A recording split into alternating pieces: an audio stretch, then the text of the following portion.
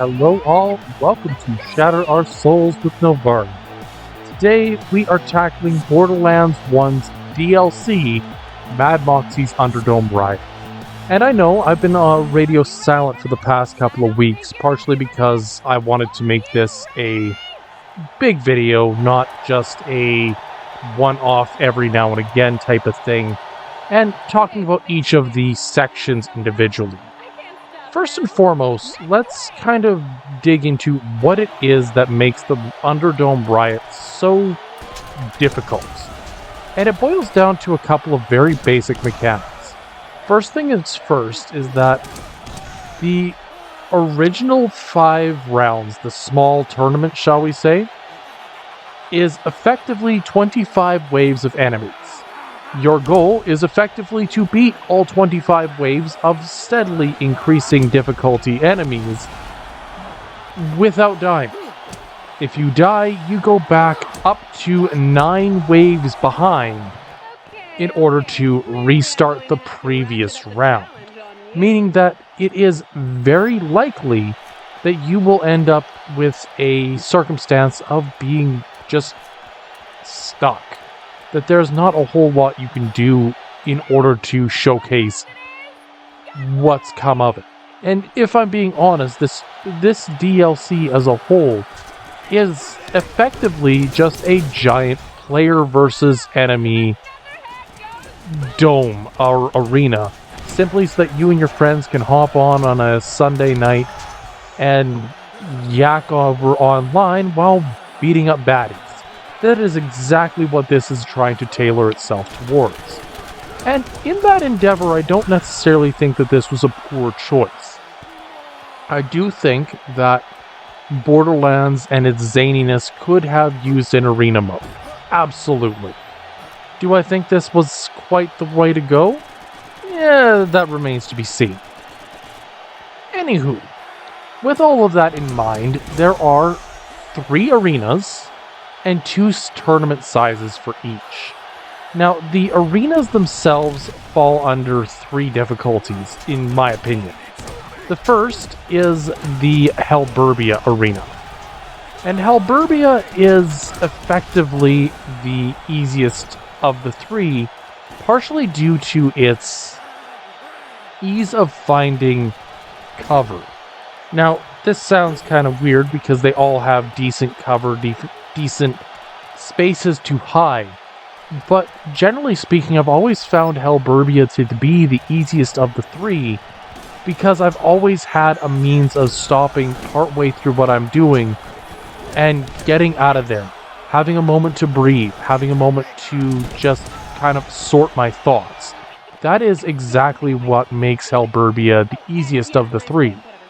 And over the course of now completing this arena like 4 times, because I apparently can't let sleeping dogs lie, I've found probably a good 4 or 5 different hidden zones that you can hide almost indefinitely and still be able to complete the Underdome to the best of your abilities. That's fantastic, right? So what makes it so much different than the other 2? The Angelic Ruins is effectively split into 4. Each quarter of the arena has a different structure in it that provides cover, but only one of them really provides.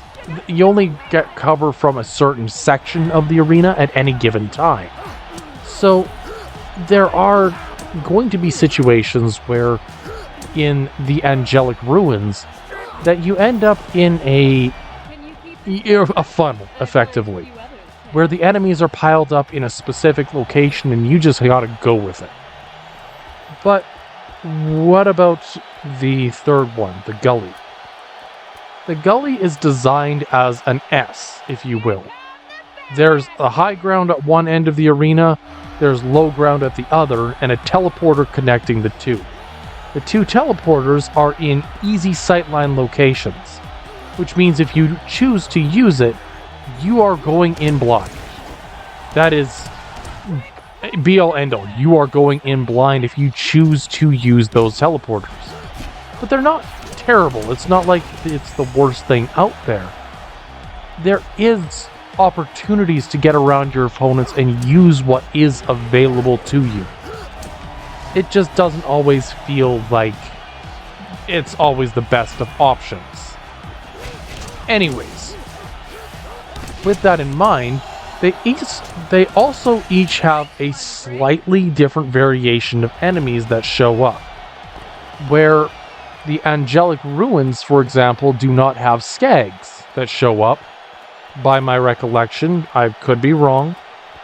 The Helburbia doesn't have the angels that show up.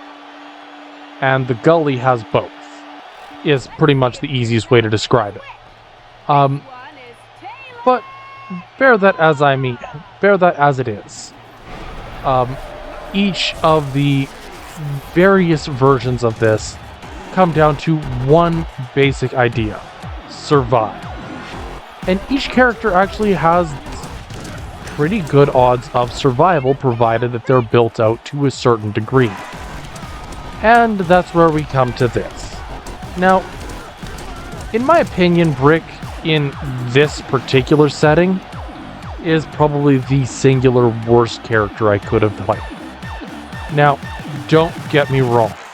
As a melee fighter, this was the best option. No shots, no ammunition, Brick is the way to go. But the problem I ran into with this arena has to do with the fact that surviving one-off encounters here or there or wherever, you have the option, the luck, the just in general, this is what it is. You have the opportunity to get yourself higher level or prepare in advance for major issues or major challenges within the main game. You have the ability to fight enemies on par or higher level than you in any of the other DLCs, and it's relatively fair. As soon as you start adding a level of permadeath to anything in this, it becomes more about, well, what is the meta? What is the absolute best option that I can offer at this exact second? And for some, that best option is a good sniper rifle for this odd ledge at the top of the gully arena. Or it might be something like a high-end SMG that fires 1,000,000 shots per second. Whatever does you the most good is going to be what you want to keep on hand. For me, whenever I have completed this in the past, my goal had always been to have an incredibly good assault rifle, specifically one that had the 32 plus round clip, so the non-burst fire version, an SMG, specifically to get in close and unleash endless amounts of lead. The third weapon was a toss-up, usually between either a sniper rifle or revolver. Generally, I found revolvers to be more consistent, so that's kind of where I went. And the fourth was whatever happened to suit you the best, or whatever suited the challenge. Now, for that, I swap in a shotgun or a rocket launcher or a sniper rifle on occasion. But I did have my core set of tools pretty much at all times when getting into it. Speaking of the weapon challenge. Now, the weapon challenges are a series of you have this weapon does more damage and everything else does less. So an example of a weapon challenge would be the assault rifle challenge, where you are expected to go into this wave of enemies with an assault rifle because using anything else is simply not optimal. There are a version of this for every single weapon in the game, from shotguns, sniper rifles, assault rifles, SMGs, RPGs. And the only thing it doesn't really use as a core to the weapon challenge is the Iridium. So, generally speaking, the weapon challenge is the one that really has the least effect on how I played, because when I needed a specific weapon or didn't have time to reload, swapping weapons was still an option, even if it was a slightly worse option than ordinary. Secondly, we have body shots. Now, body shots actually focuses more so on close combat. Basically, crits do little or do less damage in general. Generally, I found body shots worked better for characters like Roland, Brick, or worked better for everybody except Mordecai, because Mordecai focuses so heavily on his crit damage. Close combat feeds into that even more, where your weapons will have little accuracy but more damage. Again, that's a situation where if your opponent is already going to be low accuracy, high damage, get in close, knock them down. This close combat, if there was ever one that was perfect for Brick, that's the one. Moving on, we have the Elemental Challenge, where elemental weapons do more damage, but standard bullets do less. Headshots, which focus more on crit damage, and everything else does less, which is the exact opposite of body shots. And you're going to kind of notice a couple of these crop up in general. Then you have, of course, Beefcake, which your enemies take less damage from attacks or increases their raw defense. You have Dead Aim, which makes your enemies more accurate, meaning that you're going to want to be in cover more often. Dodgeball, which your enemies will be more likely to attempt to dodge your attacks. You have Ironhide, which enemies get better shields. Kick-Ass, where enemies will deal more damage. Loaded, where they'll have larger magazines. Overclocked, where their shields will regenerate faster. Regeneration, where they will regain their health. Spastic, where they'll move and reload faster. Weapon Masters, where every enemy will spawn with a higher quality weapon. Get Some Air and High Speed, which will affect your gravity and speed respectively. Naked and Vampire, where Naked will remove your shield but you'll regenerate health, and Vampire will regenerate your health slowly. Vampire destroys your health slowly but can be refilled by defeating enemies. And in and of itself, all of these special rules, shall we say, are intended to make this more of a co-op, play, have fun, mess around type of gameplay. Now, I did mention that some of these were better for one character or the other. Some of them are just outright debuffs, and some of them outright buffs. It really depended on who you were and how you intended to use your character. Now, there are, as the game progresses, assuming you want to go into the larger run, there are some bonuses. The first and foremost is that at certain points in time, you'll start getting the special rules involved. At round 2, you'll get one special rule, which just kind of introduces the concept. Round 5 gets a second, 10 gets a third, and 15 gets a fourth, if my memory serves accurate. And the reason behind that is that they start to mix and match these rules. Some of them are really simple to get around, and some of them are a lot more thought-provoking, a lot more problematic to solve, generally speaking. Some of them, like Ironhide and, what was that one? Ironhide and Overclocked, where they have better shields that also regenerate faster.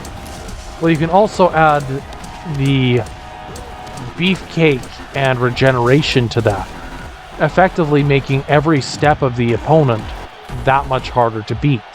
Now, the chance of that perfect storm is very unlikely, but it is still possible. And so, in general, each rule on their own changes up how you play a little bit, but doesn't necessarily really change the overall end result. When you start adding 2, 3, or even 4 of them together, suddenly the type of gameplay that you're looking at changes dramatically. And that is one of the things that I actually really like about this particular DLC, is that it took an idea and they ran with it. They tried to make sure that at any point in time, you will end up with, you could end up with a more unique challenge. So which ones do you want and which ones don't you want? Now, let's start with Roland here. Roland focuses in on high healing, high shields, assault rifles, shotguns. He's generally a jack of all trades, master of none type of character. As a result, weapon challenge doesn't faze him. Body shots also doesn't faze him. Okay, cool, just aim a little lower. Perfectly fine with him. Close combat specializes, or has one of his specializations, being shotguns. Not a problem. Elemental challenge, every character should have some level of elemental weapon. Again, not that big of an issue. Headshot. Okay. Where we start ending up in the big issues for Roland is with Beefcake, Dead Aim, Dodgeball, Ironhide, Kick-Ass, Loaded, Overclocked, Regeneration, and Spastic. The ones that affect your enemies. Now these ones are straight up debuffs for you. And sometimes they're easy enough to get around. Overclocked and, oh jeez. Overclocked and the, which one is it? Ironhide, I believe it is? There it is. Overclocked and Ironhide are the two that focus in on shields. If you have those two together, you'll change your character's innate ability to using electrical attacks to be able to break down their shields faster. That's not that bad, right? Weapon Masters doesn't really do too much. It's another straight debuff. Get Some Air, High Speed, Naked, and Vampire are probably the four that have the most dramatic effect. When it's just an enemy has a slightly higher stats, generally speaking, you work through the stats with or without them, right? When your gravity changes, you suddenly have a chance to reach new sniper nests. You suddenly have a chance of finding new ways around your arena that were previously deemed impossible zones. With Naked, they take away your shields. In and of itself, you have no shield whatsoever, but you regenerate health. So now the question is, do you attack your opponent directly, or do you take your time as it is and let the game heal you over time? Well, that depends. Do you have Vampire involved? Because if Vampire's involved, you better get running. Because if you do not KO an enemy within a select span of time, Vampire will kill you one way or the other. So there are some general rules around it. High speed attack is the way to go with this. The faster you can dispatch an enemy, the faster you can move on to the second one. Roland struggles with this just because his build, there are kind of, I don't want to say it this way, but it's going to come out the wrong way anyways. There are two builds for Roland, as far as I'm concerned. One of them focuses very heavily on self-reliance and healing, on getting a KO and healing himself over time. Basically, you can hit me all you want, but you're not going to get through me.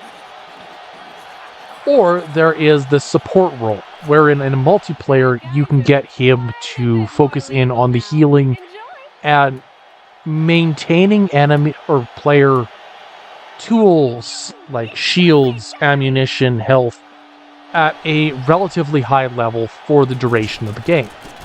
Generally, those are the two builds that I find with Roland. There might be a third, but that's generally how I see it.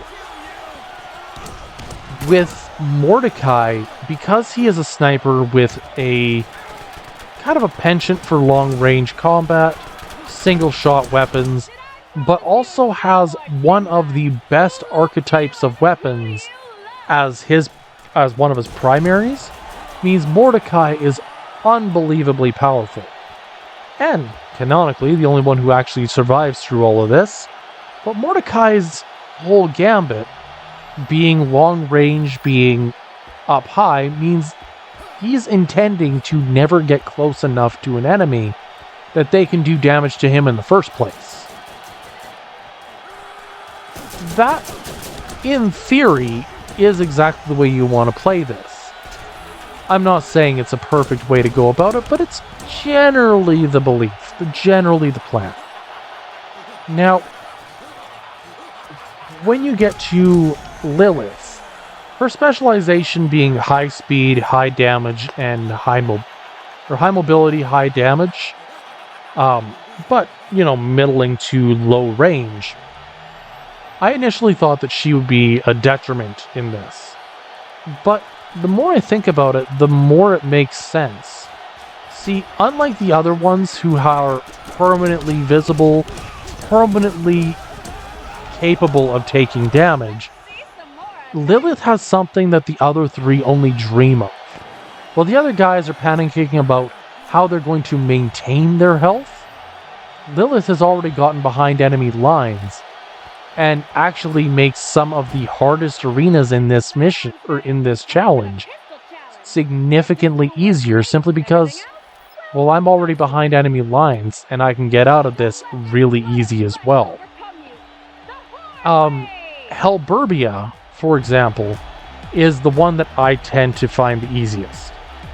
The 3 walls of the entire arena are built on the edge of the arena and are built up providing good cover. If you take your time and go one batch of housing to the next, you're rarely, if ever, going to be pushed to a circumstance where you are totally out to lunch.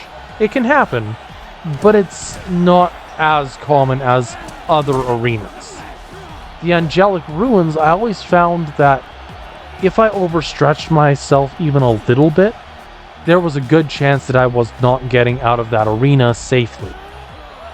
And the Angelic Ruins, unironically, is probably the one with the best sightlines and the worst terrain.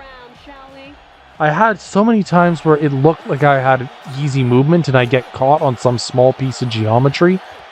So that was kind of a little bit of a frustration for me on the Angelic Ruins side.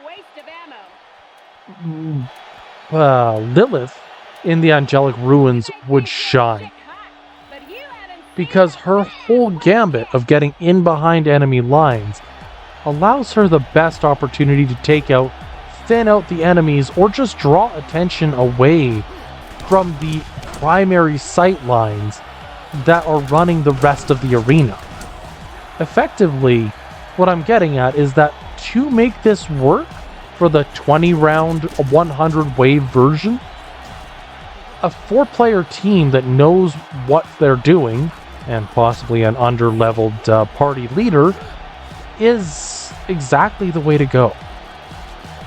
Anywho, with the third one, the gully was the one that always bugged me the most, because generally speaking, you want to be above your opponent.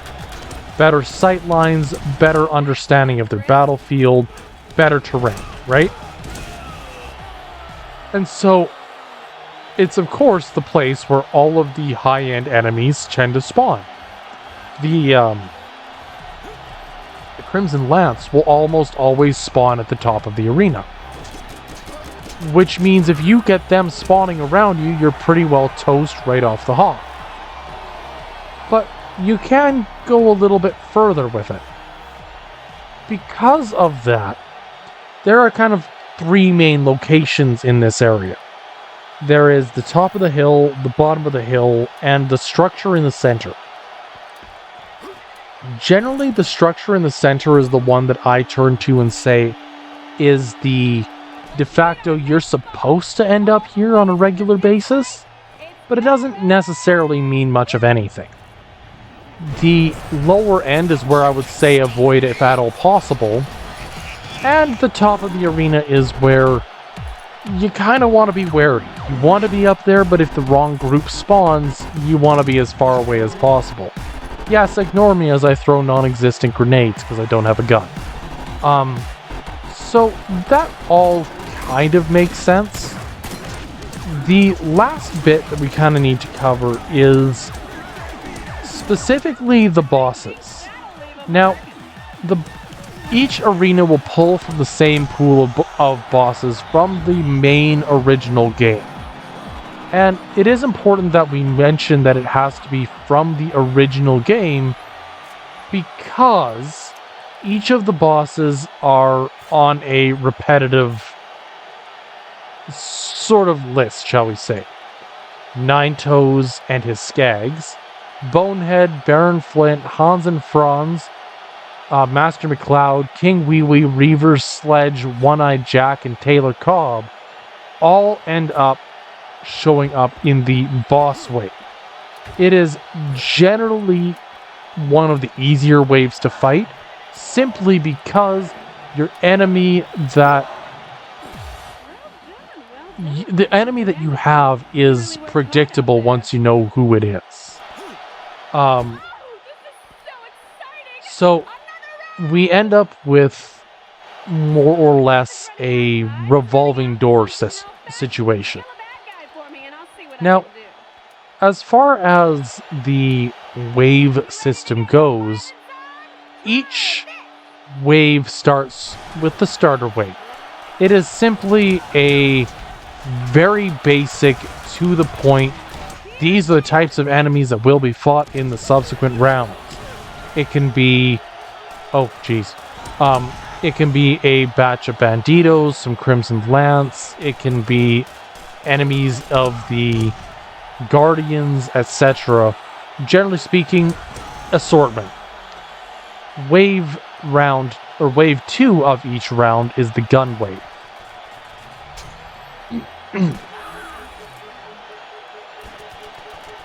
The gun wave means that every enemy will have or have a weapon of some variety, and only regular bandits, brutes, or Crimson Lance individuals will spawn. The Horde wave brings in only the Psycho class enemy. The Psycho class enemy are just, they all come swarming to you, and that's that.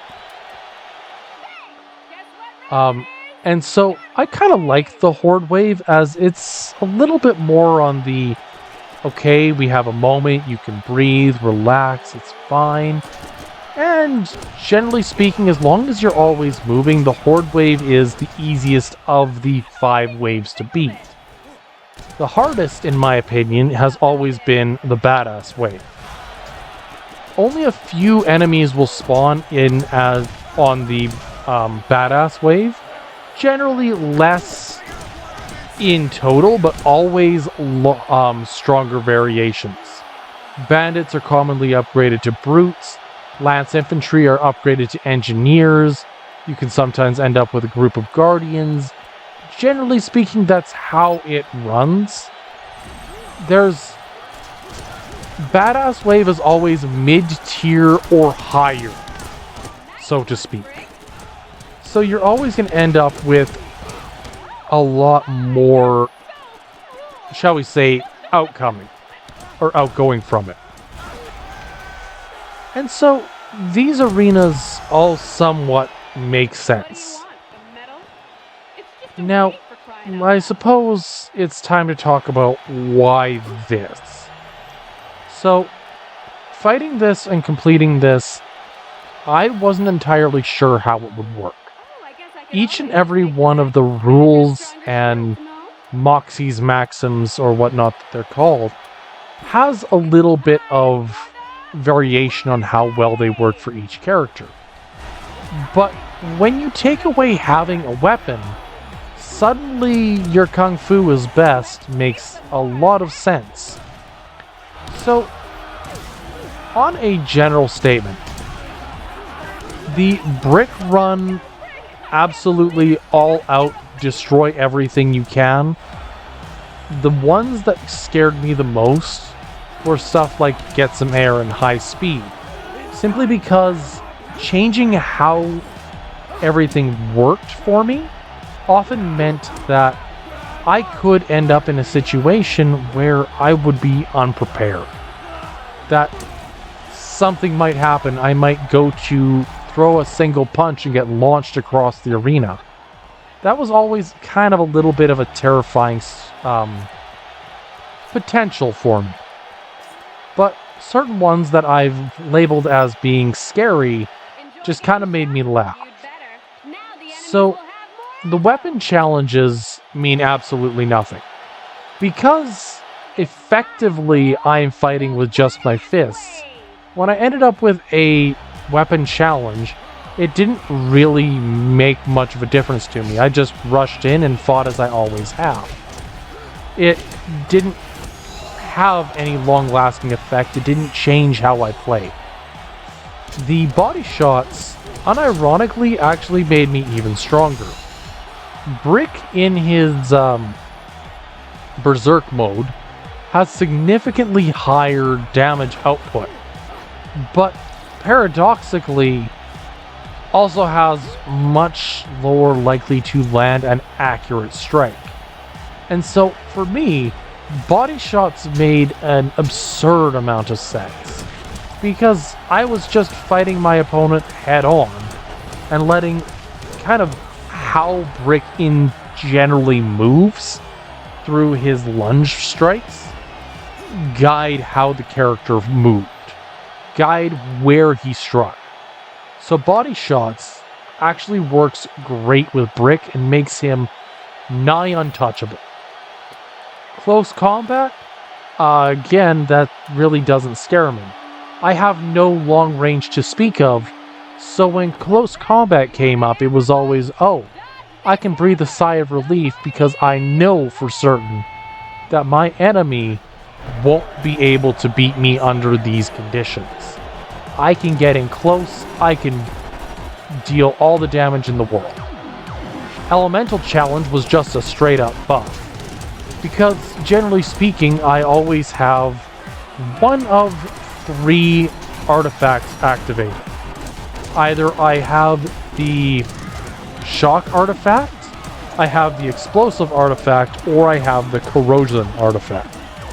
The reason why I go for those 3, shock with shields works great against the Iridians or the Guardian type enemies, which just on its own is a straight buff. You cannot go wrong with taking down your enemies quickly in any sense of the word. Okay, Sledge, that is a lot more gunpowder than you're usually packing. Headshots was a bit of a problem for me. Headshots, because I cannot actually make a crit hit very frequently or very consistently with this build, means I'm effectively foregoing a significant amount of damage. This is one where whenever I saw headshots, it made me wary about how much damage I was willing to dish out at any point in time, simply because I was scared of falling in damage, or falling due to something simple, right? Next up we had Beefcake. And Beefcake is one that it didn't bother me. I never really found it all that overwhelming, but it was one that definitely had a habit, a tendency of going wrong. If something happened, it happened on a Beefcake round. I think the primary reason for that has to do with the fact that when your enemies have significantly more health, generally speaking, it makes it hard to... If you can't take down your opponent within a reasonable span of time, you're going to constantly be fighting and constantly trying to fish out an enemy one at a time, right? If you're not constantly trying to fish or pull an enemy out of the pack, it's not that bad. Once they're out, you're fine. It's getting them there that's the problem. Now, the dead aim was absolutely nightmare for me. Dead aim, because my opponents had a hard time missing, it meant that they could evaporate my shields before I even got close. And it made tactical retreats much more consistent, shall we say. Now, I kind of like dead aim in that it made me think about where I was at all times. But it didn't always lead me to much. The variation on it just meant that I was more cautious, more careful about how I went about each section of the battle. Which, like it or hate it, that's what it's there for. Dodgeball I didn't notice any difference with this build, because when I'm effectively just lunging at the opponent, knocking them down and saying, sucks to be you, there really wasn't much room to dodge to. So for that reason and that reason alone, dodgeball really didn't mean anything to me. Ironhide, because I was using the shock artifact for this, actually didn't do much of anything. Most enemies had a shield that was weak to electricity to begin with, so again, it made very little sense whatsoever. The kick-ass was due to, or caused multiple deaths, failures, etc. over the course of all 3 rounds. And that's because when your enemies deal more damage, you might think you have more time than you do. And this is one of those times where I wish that I had just a little more time than I did. But, dare I say, Loaded gave enemies a larger magazine, which was absolutely fantastic for certain enemy types. You give Loaded to your average SMG character and I don't notice it. Give it to Sledge and all of a sudden I'm getting absolutely obliterated, just absolutely peppered.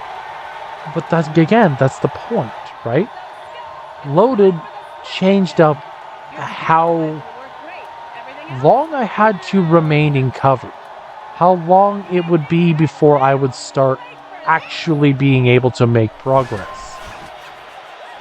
And that in and of itself was a bit nerve-wracking. Overclocked didn't do much for me. If shields didn't do much at all, then overclocked, having them regenerate faster, just meant that I had a shorter span of or that I would need to hit 1-2 more times at most in order to get to the point of my opponent being defeated once more. Regeneration is one that I like and I dislike. I like the idea of having regenerating enemy health, but it doesn't really do anything for me. Regenerating enemy health just meant that their pool was easier to pull from, right? They had more to work with. And so you kind of had to pick an enemy and stick to them, because if you didn't, you were going to end up with enemy 1, 2, or 3 regenerating in between your bouts of battle, and there really wasn't much of anything that you or anyone else could do about it. Okay, I really have a bit of a mean streak in me at the moment. Spastic is my bane. Enemies move and reload faster. Now, for the case of Brick, this meant that if an enemy wanted to retreat, there was absolutely nothing stopping them. Because they, with Spastic, move faster than you do.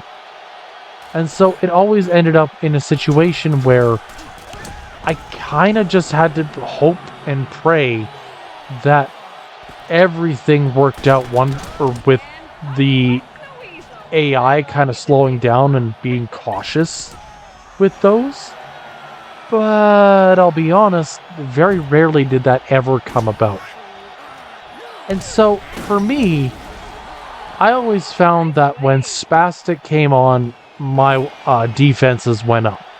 I always wanted to be very cautious with that one, because there's nowhere that's safe when your enemy moves faster than you do. The Weapon Masters, again, higher quality weapons, your health evaporates. Pair that with something like Kick-Ass and you're looking for a bad time. Get Some Air is one that, for Brick without weapons, kind of sucked. But in an average, everyday run of this challenge, it's not that bad. In fact, I would highly recommend it. Get Some Air is one of the ones that always ends up making me laugh or making me push myself to, can I find a better hiding place? And so for me, that was always kind of my, I don't know, my break from pure seriousness. There was this level of, I can relax and have a little bit of fun for a bit. When you ended up with high speed once again doesn't really do a whole lot. You and your enemies move faster, which admittedly made me a little bit sick to my stomach at times. But again, it's one of those 6 of one, half dozen of the other. It doesn't do anything that is going to inherently cause you problems. But it doesn't do anything that's going to help you either. Last couple are Naked and Vampire. I actually really liked these two with Brick on this run, simply because Naked just takes away your shield, but gives you mild HP regen. So of course you're gonna use it to the fullest effect. Throw on a character, or throw on your Berserk mode, and absolutely blitz your opponents. That was the beauty of the Naked perk, in that it didn't matter what your opponent did to you, they were going to get absolutely rocked by that. And then you have Vampire. Your health constantly depletes, but you can refill it by killing an enemy. Now, Vampire is one that you love it and you hate it. When used right, it is a godsend and very fun to play with. But if you don't use it the way it's intended, or dare I say properly, or with any degree of high-speed action, it will eat away at you.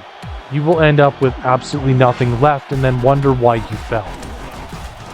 That is kind of the main issue I have with Vampire. Now, when it comes to it, some of these work really good and some of these really don't. If I end up with one such as Loaded and Overclocked on the Horde wave, I'm laughing.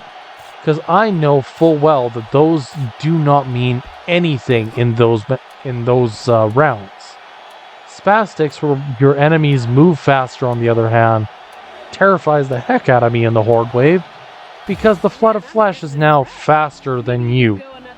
You are going to be running for your life for the entirety of that round, and there's nothing that you can do about that.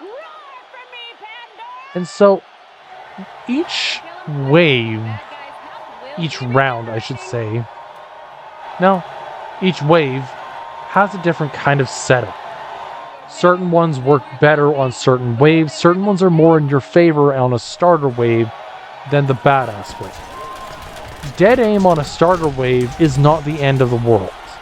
It's frustrating, but it's not going to obliterate you. If you end up with something like dodgeball on a starter wave, not terrible, little more irritating. Like, sand. It's rough, it's coarse, it gets everywhere, right? But the thing is that when you end up with something like Ironhide, Dodgeball, Loaded, or Weapon Master, or what have you, on what I perceive to be the hardest round, which is the badass wave, you're kind of hoping for the best. And generally speaking, while I do know that I've been spending a lot of time trying to explain Moxie's maxims or these different rules and how they might play in, the reality is that every single character, every single time you play this, is going to be a slightly different experience. Now, I don't really mind it too much. I do like the goal of replayability when it comes to this. Because, in reality, when you're playing a game that is story-based, that has a very rigid mission structure, as Borderlands tends to, your goal of find the things, collect the stuff, go back and cash it in, congratulations, I did the thing.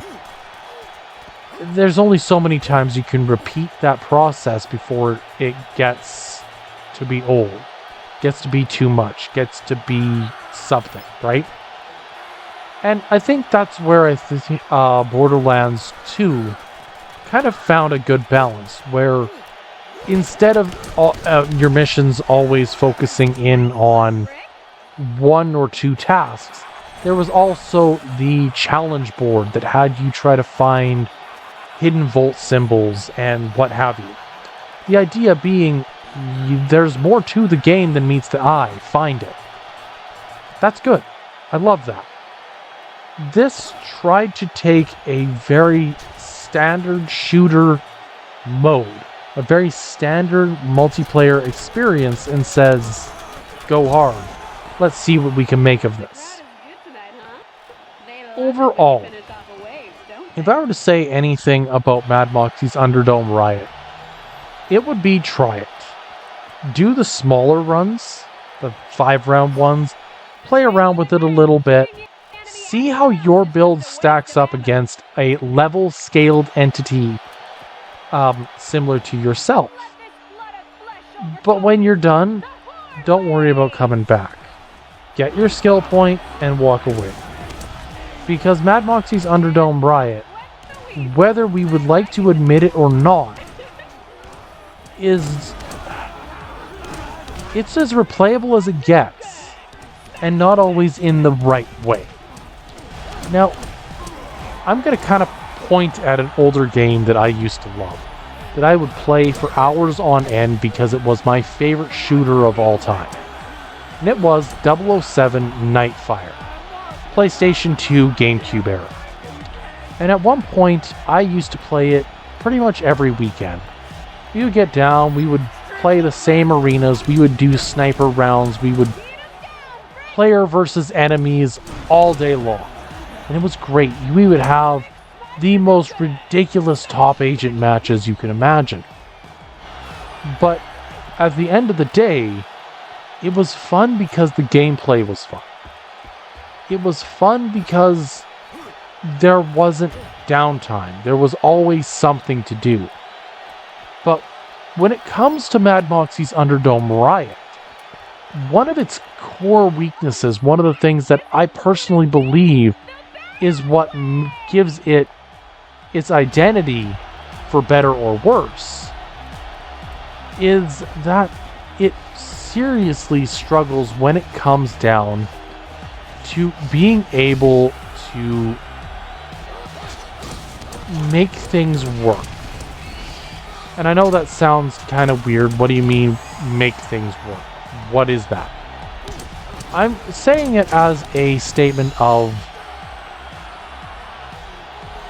there's every time you play it, every round you complete, every wave you complete, you go, you fight for about 30 seconds to a minute, maybe up to 5 on the higher end, and then the game stops. You have 30 to 60 seconds of breather time before they throw the next batch at you, right? And it's that downtime in between where you're not really doing much, where you have literal ammunition falling from the sky where half the time you can stand there doing absolutely nothing and still refill your weapon.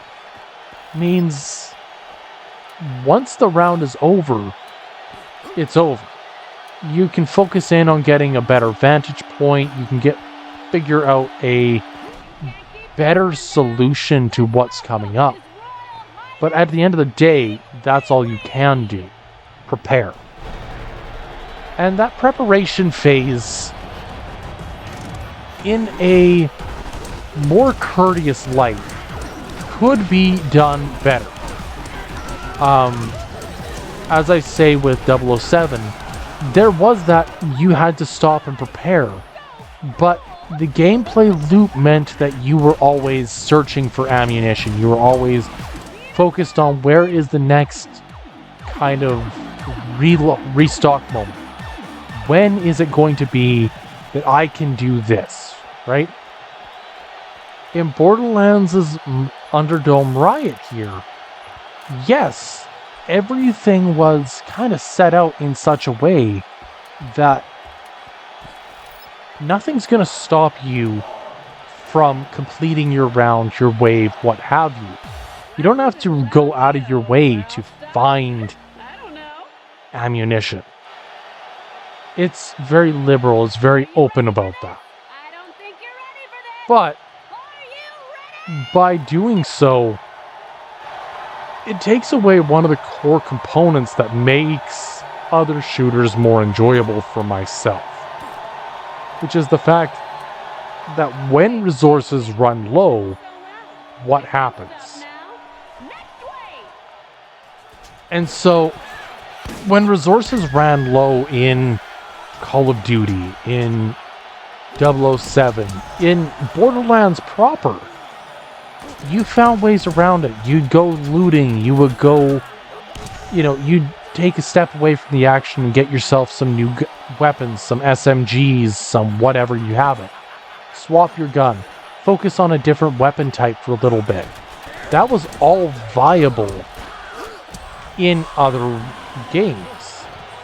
But this mode, because it focuses so heavily on providing you everything that you need to succeed, in exchange for ramping up the challenge to absolute obscene degrees, means you're effectively always going to be in a circumstance where you are going to have more than enough health, more than enough weapons, more than enough ammunition. So in that regard, the Underdome Riot is fantastic, but it misses the point.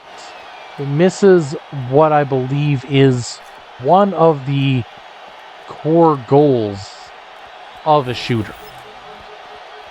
Oh, yay, we're naked. So, be that as it may, we are now at a point where I kind of don't have a whole lot extra to say about this particular run, about this particular challenge. It exists. It's kind of fun. It's not something that I would necessarily say do every other day of the week. I don't think that's really the most feasible or reasonable way to play this. I think that if you are aiming to showcase if you're aiming to showcase a trophy that is absurdly difficult to get, look no further than the larger tournaments trophy of Borderlands 1's Mad Moxie's Underdome Riot. But unless you're looking for bragging rights, I don't really see it landing the way you might hope. Anywho, from here I just have a couple quick statements. After today, we're going to be focusing in on the next DLC, which is the Secret Armory of General Knox. Now, if you know what that DLC is, what it's like, what it's aiming for, then you know that we are going to be going into a very difficult section in the nearish future here. And so, knowing that we are going into a danger zone in the upcoming, I have a couple things that I think are going to be problems that we're going to have to solve. The first and foremost is that we are going to be having to deal with vehicles far more frequently. Now, this particular DLC focuses so heavily on vehicles that I don't believe it is possible to get past without some form of vehicle interaction. Alright? Secondly, while some amount of vehicle interaction is expected, the goal will always remain the same. Beat the game or beat the DLC without the use of guns. But this statement is a little easier said than done, especially knowing that there are a little bit more than meets the eye in this run. So, in the Secret Armory of General Knox, we are going to be going into the DLC as a whole over leveled. If I recall, level is somewhere around 38.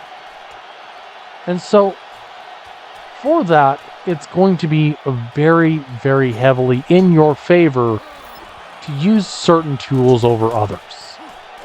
Secondly, because it is going to be heavily skewed in favor of the higher level of whatnot, it is also going to be very well known that you kind of just gotta go with the flow and do what you can with it, right? Third, and arguably the most important, we're dealing with vehicles. A lot of them. And I'm not just talking about driving them. I'm talking about fighting them.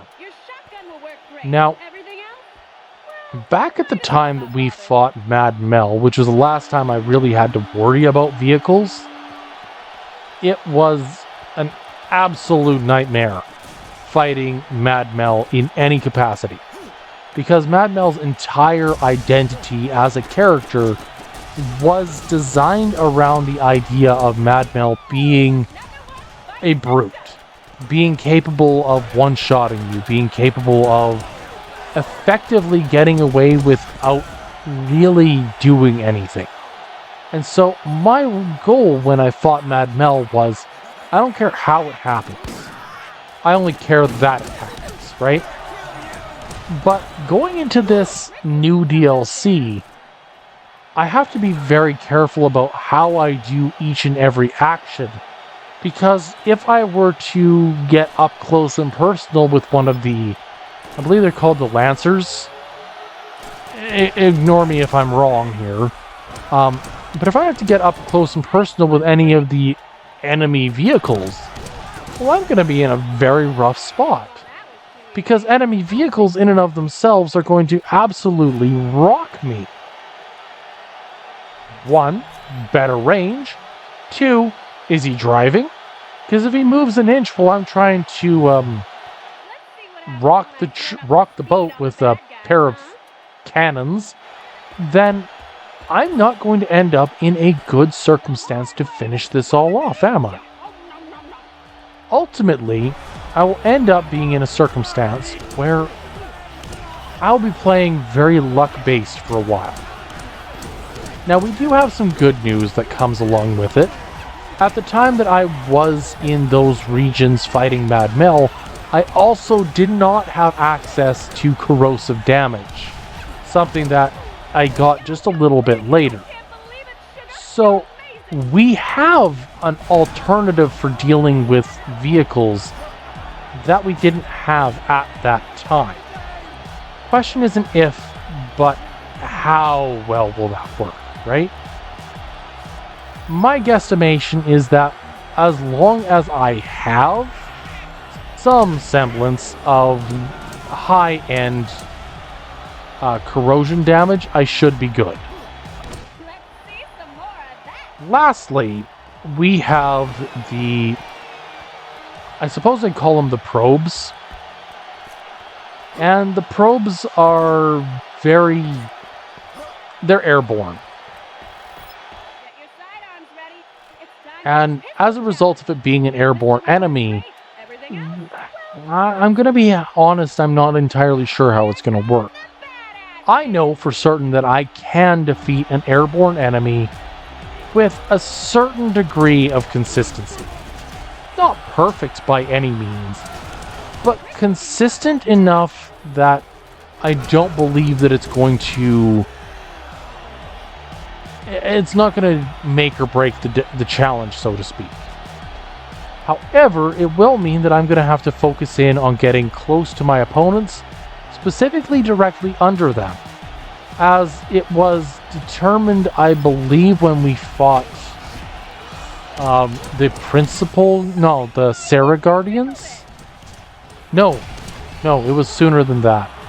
It was determined when we fought Mothrak that we could deal damage to a target airborne as long as we were directly below it. And so, knowing that as a base statement, we can reverse engineer that for these lovely little probes. So, we're not out to lunch. There's an answer to everything. And let's go into the boss wave. Now, this is the moment where I admit wholeheartedly I've died 3-4 times. I think it's 3 times in this particular video.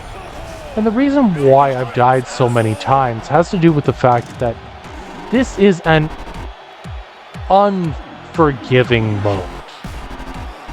And being in the wrong place at the wrong time, or just pushing yourself just a little bit further than you probably should, yeah, it's not surprising. Anyway, knowing that, and knowing that I've got about 9 minutes left in the video here, means that, congratulations, we aren't dying again. Provided that Franz doesn't shoot me in the butt. Now, because we are in the last 10 or so minutes, the home stretch, the finale, if you will, I want to say outright that this is a run that I will say outright that this is a challenge that I wish was both easier and harder. See, if it was something easier, it wouldn't necessarily be that bad. Play the game for about an hour, take down a few dozen enemies, and move on with your life, right? But the alternative is that if it were harder, you would also end up with not needing as many. It would be more impressive to have it on your resume that you beat this challenge if you had it on a harder difficulty. And I do believe that it being the harder difficulty, just quadrupling the number of rounds, is a good way to go. But unless you're planning on spending a full day on it, I don't see that being the optimal solution. I suppose a little bit of a debrief on that, it would be ideal. Now, the problem I have with the larger version of the game, the larger version of this challenge, is specifically due to scaling.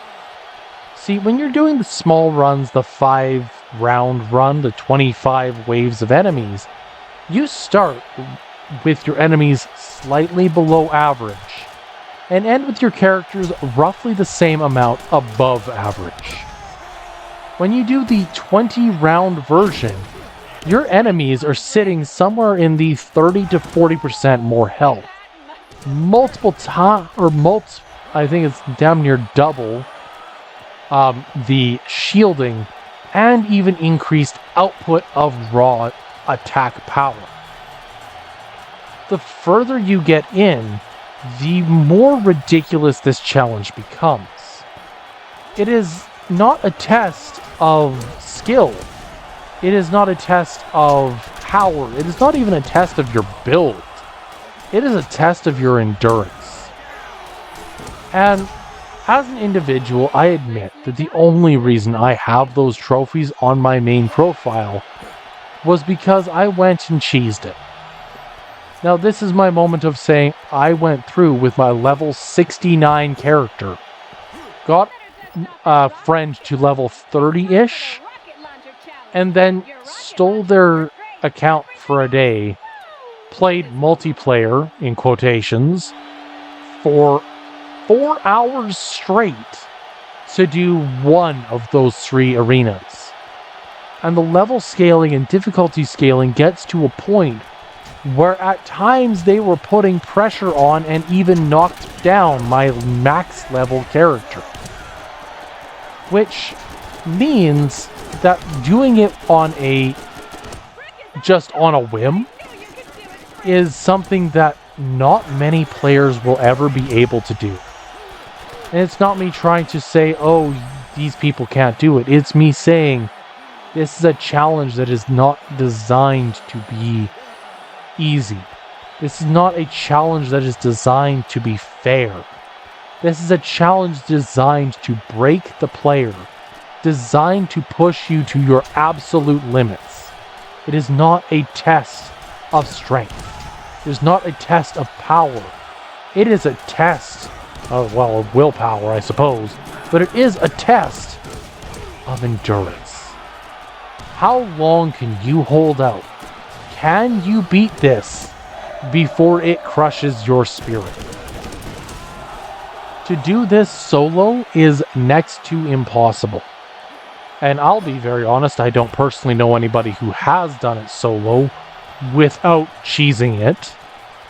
And I don't necessarily know anybody who has... Well, if I'm being honest, I don't know anybody who's done this at all aside from myself, so there's that. But regardless, Mad Foxy's Underdome Riot, if I were to pick a challenge and say, hey, give this to Snamwiches and see what he can do, this would be it. And the reason behind it is because Snam always throws himself into challenges that are a tad overbearing. And so the question is, how far could somebody who does do a lot of this, somebody who pushes themselves to the brink on a regular basis, how well would they do?